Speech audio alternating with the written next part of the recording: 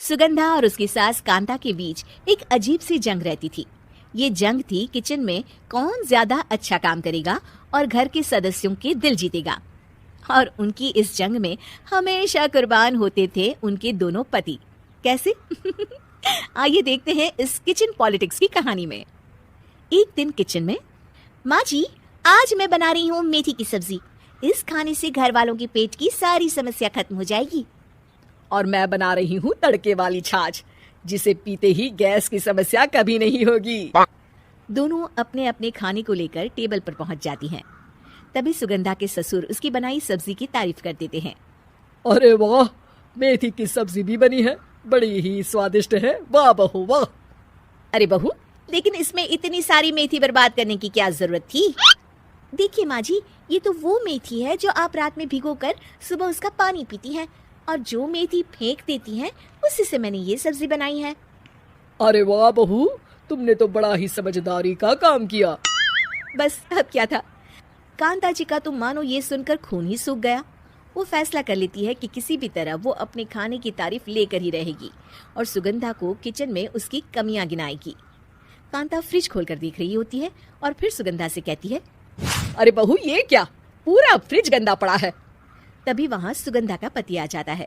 वो सुगंधा को डांट कर कहता है, सुगंधा, तुम्हें कितनी बार कह रखा है कि वायरस फैल रहा है, साफ सफाई का पूरा ख्याल रखना है, लेकिन तुम किचन में इतनी गंदगी रखोगी तो कैसे चलेगा। सुगंधा सास की तरफ देखती है जहाँ वो मुस्कुरा रही होती है। सुगंधा समझ जाती है कि सास ने उससे बदला लेने के लिए ये सब किया है। दोनों रात के खाने की तैयारी में लग जाती हैं। दोनों ना एक दूसरे की तरफ देखती हैं और ना ही एक दूसरे से बातें करती हैं।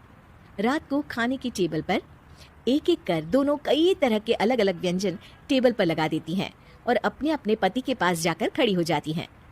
अरे खाइए जी खाइए, मैंने बड़ी मेहनत से बनाया है। प्लेट में वो खाना डालती हैं।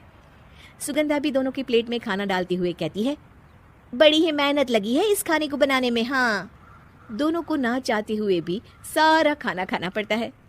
कहीं दही तो कहीं मलाई तो कहीं मसाला। और इन सब के बाद दोनों बड़ी ही मुश्किल से अपने कमरे में सोने जाते हैं। लेकिन अगली सुबह सुगंधा का पति चिल्ला रहा होता है, हाय रे, हाय मेरा तो पेट खराब हो गया, हाय माँ बहुत दर्द हो रहा है। तो वहीं कांता के कमरे से भी कुछ ऐसी ही आवाज आने लगती है। हे भगवान, इस सास बहू की लड़ाई हमारी जान लेकर रहेगी। जाओ कोई डॉक्टर को बुला कर लाओ। डॉक्टर आते हैं। दोनों को देखकर कांता और सुगंधा से कहती हैं, देखिए आप दोनों इन्हें खाने में हल्का ही दीजिएगा, हो सके तो रात का खाना जल्दी खाया करे और वॉक किया करे। इतना कहकर डॉक्टर वहां से चले जाते हैं। जिसके बाद एक बार फिर से दोनों बहुएं किचन में जाती हैं और खाना बनाने में लग जाती हैं। रात में खाने के टेबल पर दोनों एक बार फिर से खाना लगाने लगती है। पापा जी, मैंने ये पतली मूंग की दाल की खिचड़ी के साथ ये पापड़ और पुदीने की चटनी भी बनाई है।